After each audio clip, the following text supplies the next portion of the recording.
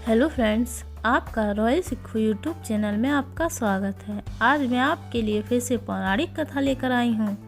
कथा है जन्माष्टमी की व्रत कथा। आप सभी को जन्माष्टमी की हार्दिक शुभकामनाएं।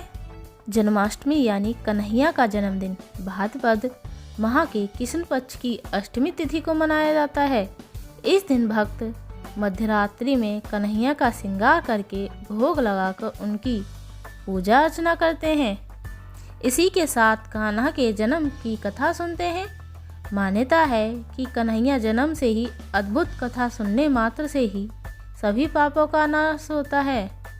साथ ही मुरली मनोहर की कृपा से जीवन में सुख शांति और धन ऐश्वर्य का वास होता है। तो आइए जानते हैं क्या है जन्माष्टमी की व्रत कथा। स्कंद पुराण के अनुसार द्वापर युग की बात है। तब मथुरा में उग्रसेन नाम के एक प्रतापी राजा हुए, लेकिन स्वभाव से वह सीधे साधे थे।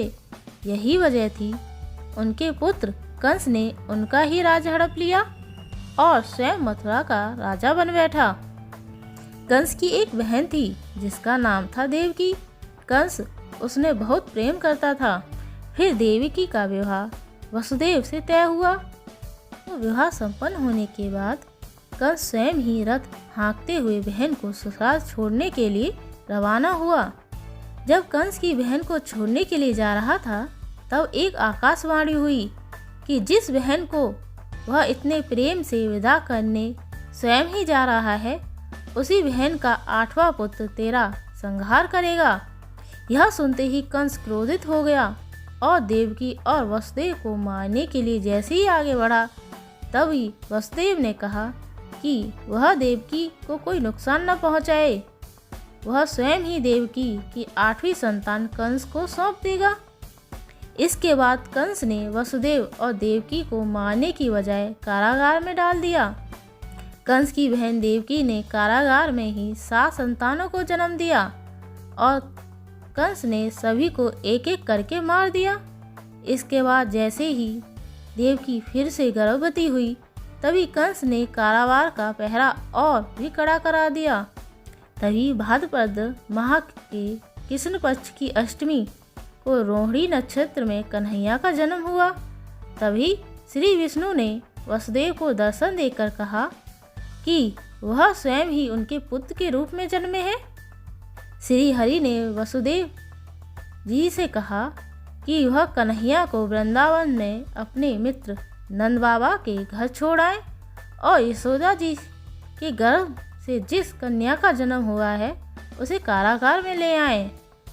यशोदा जी के गर्भ में जन्मी कन्या कोई और नहीं बल्कि स्वयं माया थी। यह सब कुछ सुनने के बाद वसुदेव जी ने वैसा ही किया। वसुदेव जी ने जैसे ही कन्हैया को अपनी गोद में उठाया, कारागार के ताले खुद ही खुल गए। पहरेदार को अपने आप ही नींद आने लगी। फिर वसुदेव जी कन्हैया को टोकरी में रखकर वृंदावन की ओर चले। कहते हैं कि उस समय यमुना जी पूरे उफान पर थीं। तब वसुदेव जी महाराज ने टोकरी को सर पर रखा और यमुना जी को पार करके नंद बाबा के घर पहुँचे। वहाँ उन्होंने कन्हैया को यशोदा जी के पास रखकर कन्या को लेकर मथुरा वापस लौट आए। जब कंस को देवकी की 8वीं संतान के बारे में पता चला तो कारागार पहुंचा।